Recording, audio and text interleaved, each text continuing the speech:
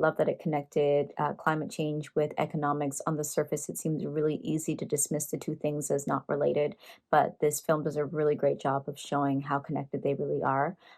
Furthermore, it draws the correlation between politics, insurance, wealth, farming, debt, so many things. So I thought that was really great. And I also loved how everything was explained in such an easy to digest way. The use of children's toys and animations, for example, made it really easy to understand for somebody who doesn't really have much of a mind for numbers like myself. I thought the ending was really hopeful. It was inspiring to hear that we do have all the tools and resources to fight climate change. To see the two different perspectives between father and son and listening to father and son kind of talk about their perspectives and back it up with facts and logic. So I thought that that was really wild. Some of the images were really hard to watch, like when they had to release the dams and this whole area was flooded and people's houses were underwater and things that they lost. And then out in California, when they covered the fires, I think the image of that charred horse is going to stay with me for a while. It was pretty horrific, but I think it's sad in a way. It's almost like what we need as a wake-up call to make us pay attention. And this definitely made me pay attention. I liked the cinematography.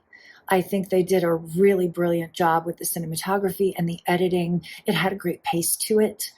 It moved along really quickly. I like the way that they went through and they explained things in simple terms. It was easy for you to understand what was going on, for example, like with the mortgages and what happens with banks and stuff like that. So I thought this was excellent. I thought it was really, really well done. I thought it was appropriate to involve the perspective of both Wesley Clark and his son, because then it could appeal to a broader range of individuals age-wise.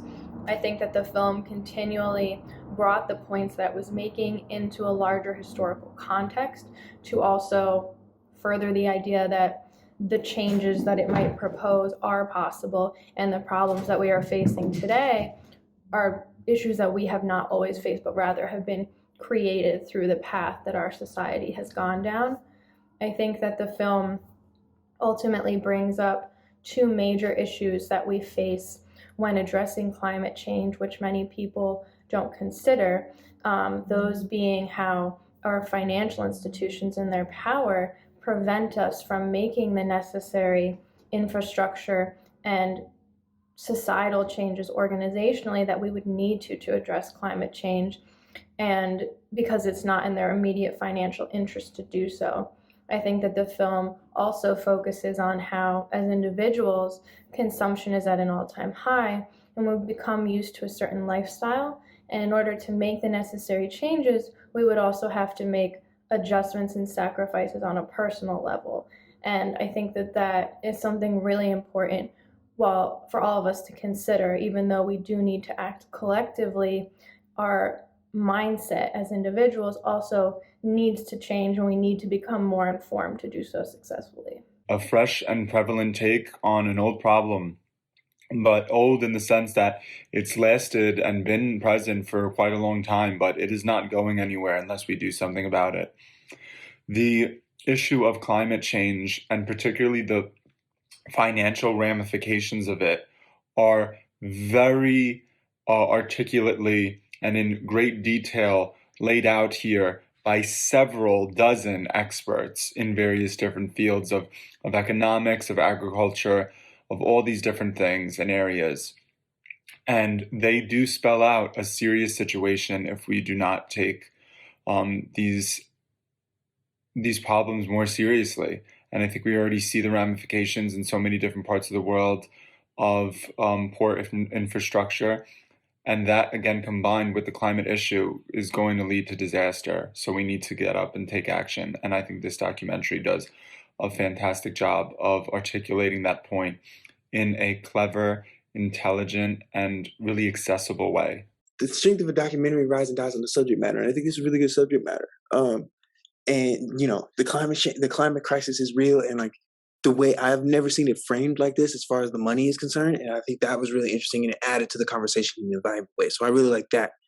Um, and I also like the whole vibe of like tracing the history from like the Romans and like all these different civilizations and like painting a picture, putting America in context with, you know, the Romans and the Greeks and all these things and all these other democracies and other empires or whatever, putting America in that big historical context was really helpful.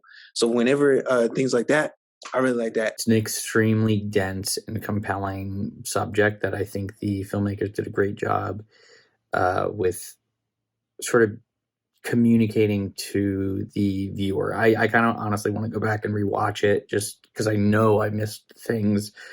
But I you can tell that they took a lot from The Big Short.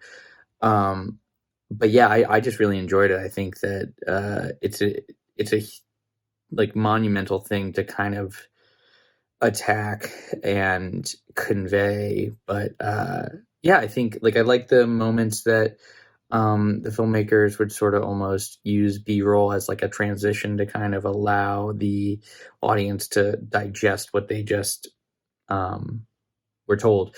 And so I think overall it's just really strong. It's like, is it like particularly like gorgeous? No. I think it's like the opening interview shots are like weirdly very low, but but that doesn't really matter because it's it's what they're discussing and just saying is so powerful and fascinating. So I really dug it. I'll probably watch it again. And I know I think it's an important feature to make. It definitely expands on what was going on with The Big Short.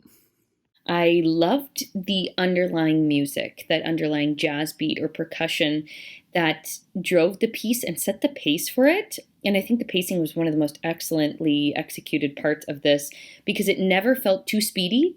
So we could take in the information that was being brought to us, but it also never got indulgent or languid or too hard pushing a point. It just felt like the momentum of our economy constantly growing, moving, evolving. I thought the piece being centered around the father-son conversation around these issues was so relatable and a great grounding foundation for the piece because it is these conversations that we have in day-to-day life with our parents, with our kids, and showed the real day-to-day implications, especially the generational divide and seeing those changes between generations even, and helped really drive the doc and was a great recentering point. I thought there's lots of really playful sections and demonstrations, a good variety of experts and individuals to really help illustrate our economy, the effect of debt and climate change and the constantly evolving forces that are going to put us in a pretty interesting predicament if we allow it to run off course ahead of us.